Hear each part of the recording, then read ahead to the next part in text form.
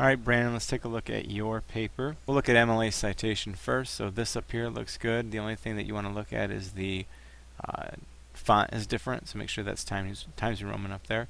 So good, good, good. The Enigma of Macbeth's Conscience. I kind of like that title. It's kind of neat. So you start off with quote, and it's two quotes from the same passage. This is a great place. We haven't really talked about it in class yet with our DOL, but this is a great place for ellipses.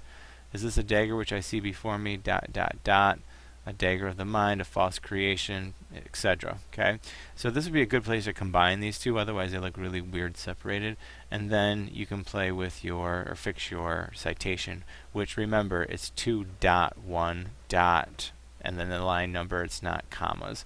So you're going to want to go back and look at that. This is not how Macbeth begins, because this is all the way in Act 2. So you might want to work on that wording a little bit. A lot of your introductory paragraph suffers from, I would say, poor word choice. It's just not a whole lot of snazzy words. It's not a lot of, interesting original writing. It's there and it works. But Brandon, we're going to really work on you this year about, kind of improving some of your language. The possibility that Macbeth may suffer from mental illness is quite high. Like, use a different word for that to really bring that out. Now, you talk about that the possibility that he has a mental illness is quite high, but then you go on to say that he definitely has one, which is PTSD. So it's not only quite high, it's literal. So that's what I'm talking about. Your wording needs to be more precise. Now here's a good example. Instead of a comma, like a colon would work well here to introduce that. Remember, when you have this citation, you don't put a period here. You wait to the end of the passage to put something in there. So go back and look at that. You have the main points, which is fine, but your thesis is weak. All you've said is he has this mental illness, here are symptoms, and it results in his downfall. And that's exactly what I told you not to do with your thesis statement. So the first paragraph you start off with is talking about these hallucinations. And read this first sentence again, because you have a run-on sentence. This is a whole complete sentence, but it's only separated by a comma. So you're going to want to go back there and look at that. And you talk about the murders and the things that he's seen throughout this. This is a better word, Macbeth's psyche. I like that. To make unjust decisions. That's probably, again, not the greatest word choice in the world, which puts him deeper into madness. So good start, at least a little bit there. Alright, so I don't know if I'm buying this, the idea that the dagger conveys his disgust for evil. I'm not sure. I mean, it's more foreshadowing what's about ready to happen, and displays a great effort to avoid temptation. You could kind of try to buy me on that, but you'd have to use some quotes to back that up, because I don't know if I necessarily will buy that without a little bit of support there. Thus, comma, Macbeth's intensified PTSD ultimately leads to Banquo's death. Here's a good example of how semicolons aren't supposed to be used. This should be a complete sentence after that semicolon, and it's not. So you'd want to work on that. Hence, causing, this is another sentence fragment. This is not a complete sentence here. You'd want to fix that. I like how you brought back in the definition here. That's good. Here's the right way to use a semicolon. You got two complete sentences on either side, so that's good. By means of battles he's been in and where violence is an everyday thing, so no comma here because this is not a complete sentence. This is not a complete sentence, so that semicolon is wrong there. And you got a good transitional statement there. So you're doing some good things in here. I think the majority of your paper, first body paragraph is strong. I think you have really good examples. You use your outside sources well, but clean up some of the language, clean up some of the grammar as well with the punctuation. Alright, so topic sentence is okay. I think you can dig a little bit deeper than this. You are going to get to this eventually, which is fine.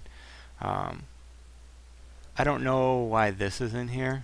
This half of us, that doesn't make any sense. It's not part of your works cited entry, so make sure you fix this. So it talks about how scared he is and how they're constantly on edge. I'm not sure who taught you to do transitional words like thus and hence, and I mean, it seems very old English. I think you can probably come up with a more modern way of having some transitional statements here. This, again, makes an incomplete sentence. You got a fragment here. The other thing, too, sorry, I need to come back to this. You only use comma conjunction when you have two complete sentences on either side. This is not a complete sentence, so make sure that you fix that in the future whenever you see that. You again go back to your outside sources, which is good. Remember again, you don't need the period here. It goes at the end and that's it. But I feel like this paragraph is a lot less analytical than your last one. It doesn't really analyze a whole lot about his downfall. And it ended, as a result, Macbeth's disease ended in him feeling on guard and terrified of what might happen to his rule. I mean, you basically are just repeating yourself, which is why I'm telling you it's not more analytical. You're just kind of saying that. You're not really digging deep like you did in the last paragraph. So I think you definitely need to work on that. Begin to collapse on Macbeth to the moment he can't feel much of anything. So it's a good transitional statement as well. So now you're going to move on to emotional numbness. This is a weak thesis topic sentence, so you want to fix this. There isn't really not really a message in here. Plus you have two complete sentences separated by a conjunction, so you need a comma there. Remember that rule. Good quote. And Macbeth is unmoved by the situation, so there's another comma conjunction there. His only thoughts, so that's a good use of semicolon, which is fine. Now, here's another punctuation thing. So reasons for the frame of mind could result from all the traumas Macbeth went through, and you list all of them, which if this was the end of a sentence, this colon would make sense. Because you're continuing the sentence, this would be more like you'd use like dashes for this, that you would separate them with dashes, probably would what I would be doing for that. This, or you could make that a period, keep it that way, and then make this a stronger sentence, kind of wrap everything up. You also, you cannot use you unless you put it in quotes. So you want to go back there and fix that as well. I like the idea of protecting it from too much pain, but you don't really dive into this. I mean, it may be a way of protecting his own mind, and then use the quote, but you don't really analyze that. So you'd want to analyze it right after here as well. And again, you don't need the period here when you have it here. And I like this last sentence. I think is a really good last sentence of your body. I think it works well. So now we get to your conclusion. So you have the repeat of your thesis statement, which I again want you to make a little bit stronger here. You go through all of your symptoms, which is good. Give it a sentence each. Okay.